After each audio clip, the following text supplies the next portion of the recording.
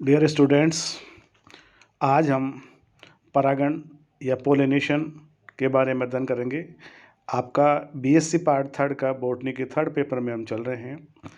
जैसा कि परागण आपने नाम सुना होगा, बीजधारी पौधों में किसी पुष्प के परागण अर्थात पोलन ग्रेन के एंथर से मुक्त होने के पश्चात गाइनोशियम के स्टिग्मा या जायांग के वर्तिकाग्र तक पहुंचने की जो प्रक्रिया है उसको पोलिनेशन कहते हैं।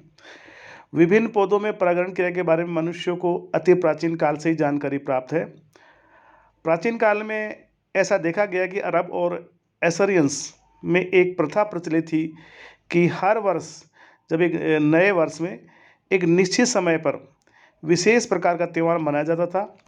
इसमें एक व्यक्ति खजूर के नर वृक्ष से पुष्पक्रम तोड़कर महंत या पुजारी को देता था। यह पुजारी इस पुष्पक्रम को खजूर के मादा पुष्पों के पास ले जाकर हिला देता था या इन पुष्पों से छू देता था। इस क्रिया के कारण खजूर के वृक्ष में फल बनते थे। वहाँ के निवासियों को यह दृढ़ विश्वास था कि इस प्रकार खजूर की अच्छी फसल प्रधान पुजारी द्वारा किए गए पवित्र अनुष्ठान के परिणाम स्वरूप प्राप्त होती है। परंतु आज हम इस तथ्य से भली भांति परिचित है कि उपयुक्त प्रकरण में संपादित पवित्र अनुष्ठान परागण क्रिया ही होती थी। उपयुक्त तथ्यों के आधार पर यह कहा जा सकता है कि बीजधारी पौधों के लैंगिक जनन के अंतर्गत संचालित होने वाले अनेक प्रक्रमों स्टेम और इवेंट्स में पोलिनेशन क्रिया एक महत्वपूर्ण चरण है। अतः विभिन्न प्रकार के पौधों में होने वाली जो परागण क्रिया है वो पोलिनेशन कहलाती है।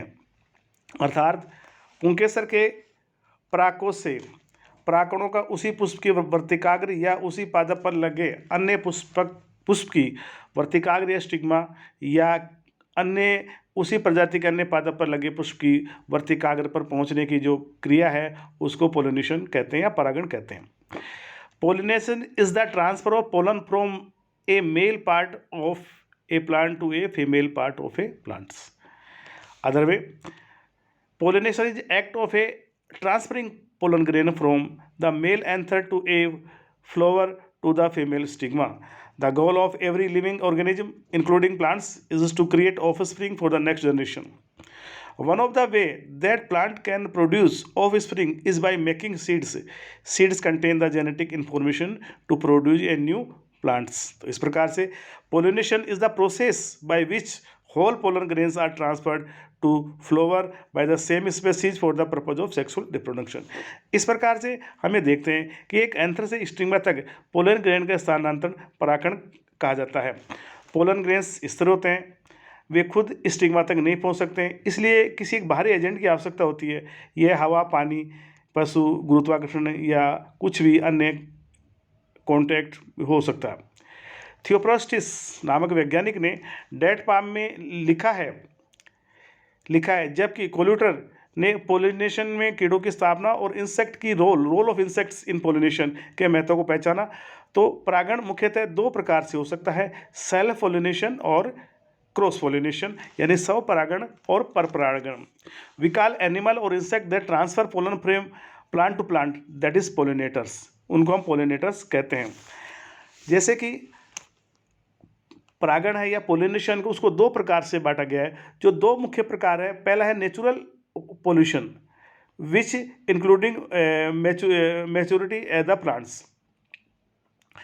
दूसरा है induce pollination which is carried out by the artificial method. अर्थात हम पोलिनेशन को दो प्रकार से भी बांट सकते हैं, नेचुरल और पोलिनेशन और इंड्यूस पोलिनेशन। नेचुरल पोल्यूशन जो प्रकृति में हो रहा है, इंड्यूस पोलिनेशन जो लेबोरेटरी या आर्टिफिशियल या जो जेनेटिक इंजीनियरिंग में वर्तमान में जेनेटिक इंप्रूवमेंट्स में या फसलों को सुधार करने में जो मेथड्स अपनाई जा रही ब्रीडिंग की, वहाँ इंड्यूस पोलिनेशन हो सकता है। नेचुरल जो पोलिनेशन है वो टू वेज है, सेल्फ पोलिनेशन और क्रॉस पोलिनेशन, अर्थात स्वपरागण और परपरागण। स्वपरागण और परपरागण। स्वपरागण में एक पुष्प के परागण उसी पुष्प या उसी पादप पर लगे अन्य पुष्प की वर्तिकाग्र पर पहुंचते हैं, जबकि परपरागण में एक पादप के पुष्प के परागण उसी जाति के अन्य पादप के पुष्प की वर्तिकाग्र पर पहुंचते हैं। इस प्रकार से जो पोलिनेशन है, परागण है, डिफरेंट जो बुक्स हैं उसमें उनको दो प्रकारों से बांटा गया है, दैट इज सेल्फ पोलिनेशन और क्रॉस पोलिनेशन। सेल्फ पोलिनेशन को फिर से दो प्रकार में बांटा गया है, ऑटोगोमी और निटोगेमी में बांटा गया। जो स्वयुग्मन है या निटोगेमी है, इसका मतलब होता है विशेष प्रकार की स्वपरागण प्रक्रिया में एक पुष्प का परागण का अभिगमन उसी पुष्प के वर्तिकाग्र पर होता है। तो अतः स्वयुग्मन के लिए केवल एक पुष्प की आवश्यकता होती है, यानी कि सेम फ्लावर का जो स्टिग्मा है उसी पर अगर ये पोलिनेशन हो रहा है तो ऑटोगोमी कहलाती है। दूसरा है निटोगेमी, यानी सजात पुष्प परागण। इस प्रकार में गिटोनोगेमी या सजातीय पुष्प परागण का जो शाब्दिक अर्थ है, दो पड़ोसियों के बीच में विवाह, अर्थात स्वपरागण की एक प्रक्रिया है जिसमें किसी पुष्प के परागण उसी पौधे के दूसरे पुष्प की वर्तिकाग्र अर्थात आनुवंशिक रूप से जेनेटिकली आइडेंटिकल अन्य पुष्प की वर्तिकाग्र पर पहुंच जाते हैं।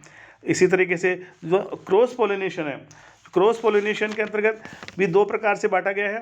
पहला है जीनोगेमी अर्थात परनिषेचन, और दूसरा है हाइब्रिडिज्म अर्थात पर परागण के अंतर्गत। इस विधि के अंतर्गत जो किसी पुष्प के परागण स्थानांतरण उसी प्रजाति के दूसरे पौधे की स्टिग्मा पर होता है। क्रॉस पोलिनेशन की क्रिया को एलोगेमी भी कहते हैं। जब परागण एक ही प्रजाति के दो सदस्यों के मध्य होता है, एक ही प्रजाति के दो सदस्यों के मध्य होता है तो उसे परनिषेचन या जीनोगेमी कहते हैं। जबकि परंतु दो भिन्न प्रजातियों के मध्य परागण होने पर इसे हाइब्रिडिज्म या संकरता कहते हैं। बीजधारी पौधों में परपरागण की क्रिया के द्वारा जेनेटिक रिकॉम्बिनेशन एवं वेरिएशन जैसी महत्वपूर्ण घटनाएं संभव हो पाती है। हालांकि यूनिसेक्सुअल फ्लोरों में तो केवल परपरागण की क्रियाएं पाई जाती हैं, लेकिन अधिकांश उभयलिंगी पुष्पों में भी परपरागण के द्वारा परागणों का स्थानांतरण वर्तिका स्टिग्मा पर होता देखा गया है। तो हम आपको इसमें एक एग्जाम्पल दिया गया है कि सेल्फ पोलिनेशन और क्रॉस पोलिनेशन। जो सेल्फ पोलिनेशन है, आप इसमें चित्र के माध्यम से देख सकते हैं कि उसी फ्लावर के जो स्टिग्मा एंथर हैं वो उसी स्टिग्मा पर ट्रांसफर हो रहे हैं, जबकि क्रॉस पोलिनेशन में एक फ्लावर के स्टिग्मा पर दूसरे फ्लावर के एंथर्स आते हैं या इसके एंथर दूसरे फ्लावर की स्टिग्मा पर जाते हैं। तो ये इस प्रकार का क्रॉस पोलिनेशन कहलाता है। जो सेल्फ पोलिनेशन है या स्वपरागण है, तो जो परागण के लिए जो अनुकूलताएं पाई जाती हैं वो पहली है होमोगेमी और क्लिस्टोगेमी, यानी कि जो फ्लावर होते हैं पोलिनेशन के लिए उनमें सेल्फ पोलिनेशन के लिए होमोगेमी और क्लिस्टोगेमी दो प्रकार के अनुकूलन पाए जाते हैं, जबकि पर परागण के लिए सेल्फ स्टेरिलिटी, यूनिसेक्सुअलिटी, डाइकोगेमी, हर्कोस्टाइली और हर्कोगेमी प्रकार के एडेप्टेशन या अनुकूलन पाए जाते हैं, जिससे कि स्वपरागण और परपरागण होता है। जैसे हम सेल्फ पोलिनेशन की बात करते हैं, जो सेल्फ पोलिनेशन में जो दो अडेप्टेशंस हैं, पहला है स्वयुग्मन और दूसरा है सजात पुष्पी परागण, निटोगेमी और ऑटोगोमी। तो ये एक ऑटोगोमी का मतलब होता है एक पुष्प के परागण के उसी पुष्प की वर्तिकाग्र पहुंचने को ऑटोयुग्मन कहते हैं, और इस प्रकार का जो एग्जाम्पल है वो मटर में देखा गया है। जबकि सजाती पुष्प परागण गिटोनोगेमी, एक पुष्प के परागण उसी पादप पर लगे अन्य पुष्प की वर्तिकाग्र पहुंचते हैं तो इसे सजाती पुष्प परागण कहते हैं। उदाहरण तुरही या लौकी। और हम इसको इस तरीके से भी समझ सकते हैं, ये एक एग्जाम्पल दिया गया है, ये पादप ए है और ये पादप बी है। तो पहला है ऑटोगोमी, देखिए आप नंबर 1 पर अगर है ऑटोगोमी, ये आपको यहाँ दिखाया गया ऑटोगोमी के अंतर्गत। इसमें स्वयुग्मन का मतलब होता है कि ये एक पुष्प के परागण का अभिगमन उसी पुष्प की स्टिग्मा या स्टाइल पर होता है। जबकि सजाती पुष्प परागण में एक फ्लोर के जो एंथर्स हैं, एक पादप के जो एंथर्स हैं, एक फ्लोर के एंथर्स हैं, वो उसी पादप के दूसरे फ्लोर पर स्थित स्टिग्मा पर जाते हैं तो सजाती पुष्प परागण कहलाता है। जबकि एक प्लांट के जो एंथर्स हैं वो दूसरे प्लांट के फ्लोर पर जाकर वहाँ स्टिग्मा पर वहाँ पोलिनेशन करते हैं तो उसे पर परागण क्रिया कहते हैं। अब आते हैं जो सेल्फ पोलिनेशन है, उसके लिए जो मुख्य एडेप्टेशंस हैं, पहला है समकाल पक्वता अर्थात होमोगोमी।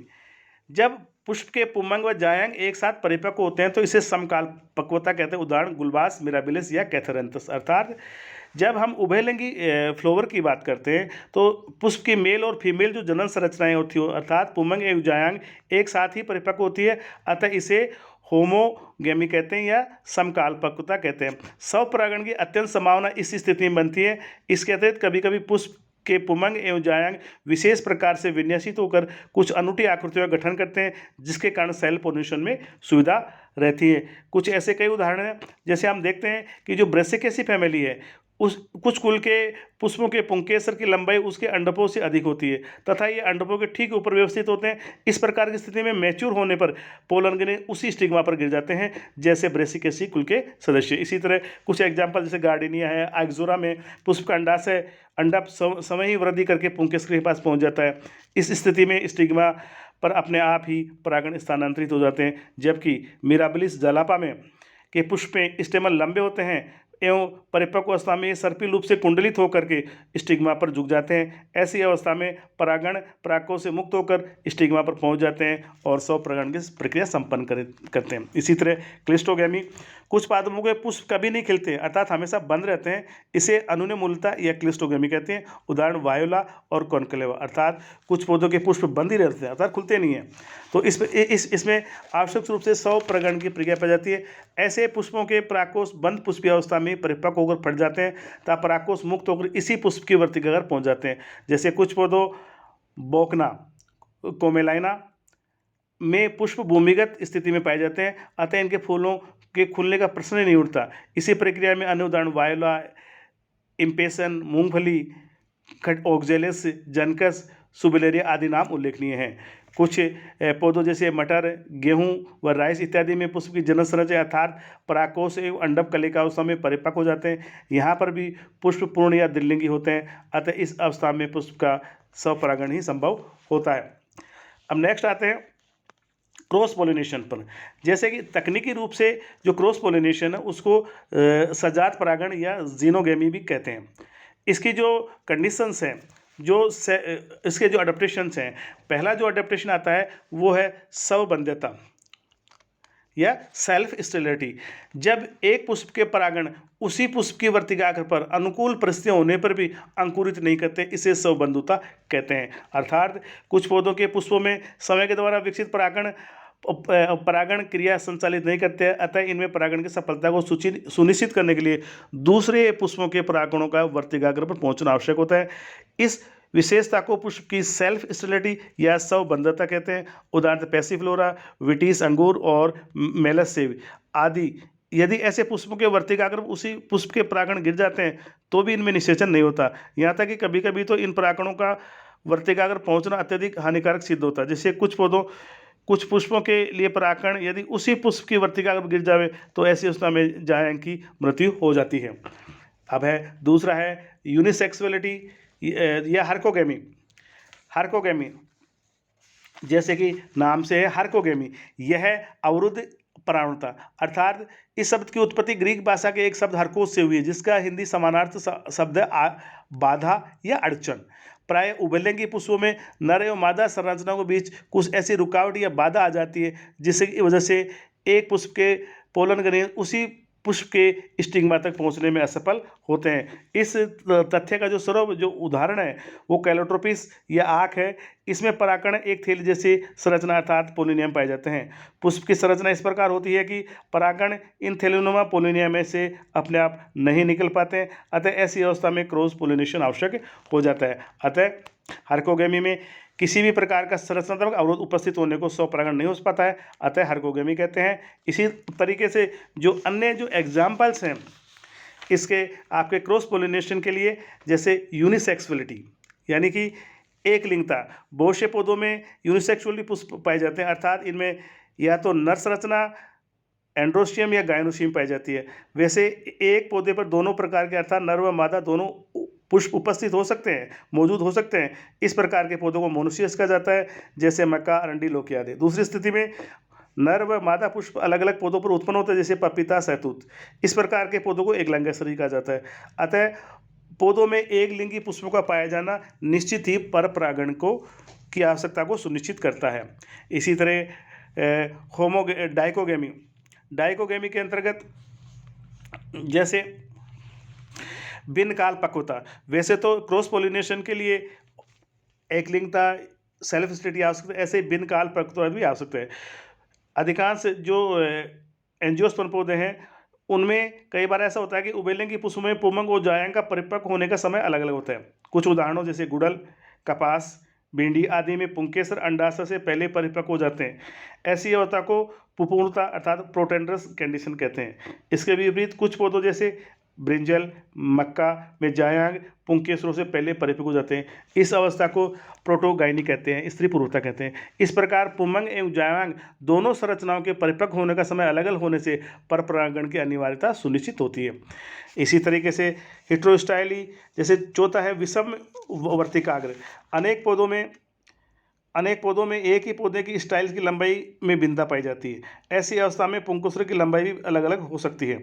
कुछ पुष्पों में यदि वर्तिका लंबी होती है तो पुंकेसरों के तंतु छोटे होते हैं, जबकि कुछ अन्य पुष्पों में यदि पुंकेसर लंबे होते हैं तो वर्तिका छोटी पाई जाती है।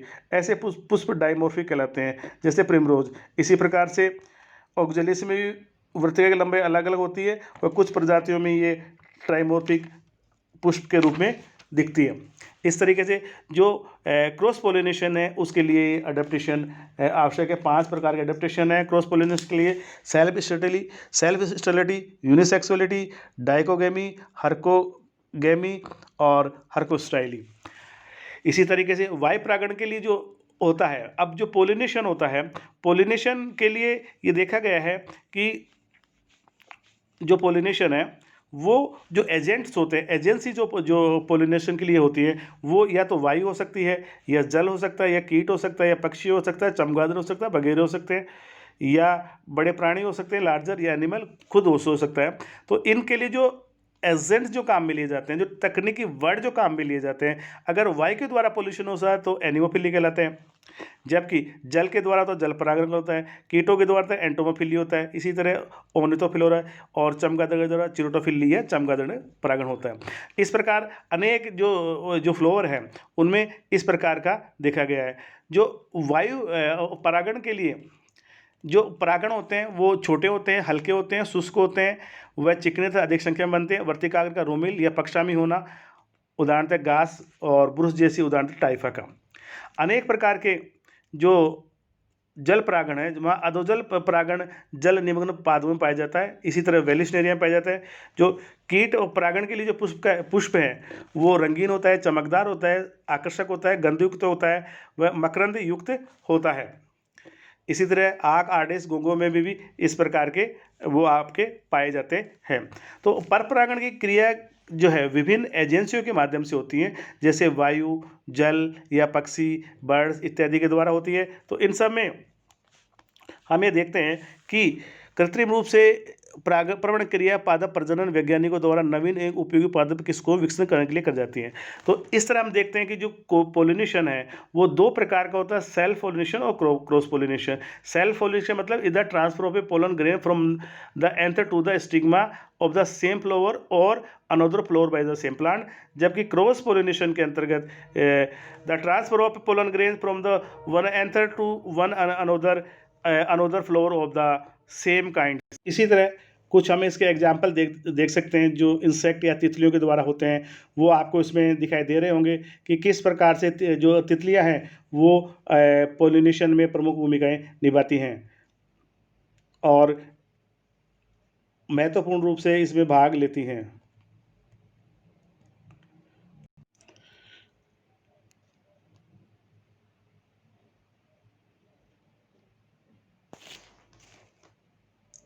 आप इस पे देख सकते हैं कि किस प्रकार से इंसेक्ट है वो सेल्फ पोलिनेशन किया जाता है।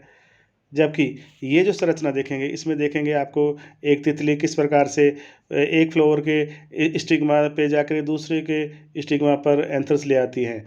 और तीसरी जो संरचना है, ये आपको एक तितली का एग्जाम्पल दिया गया है जो किस प्रकार से पोलिनेशन में महत्वपूर्ण एजेंट या पोलिनेटर्स का काम करती है।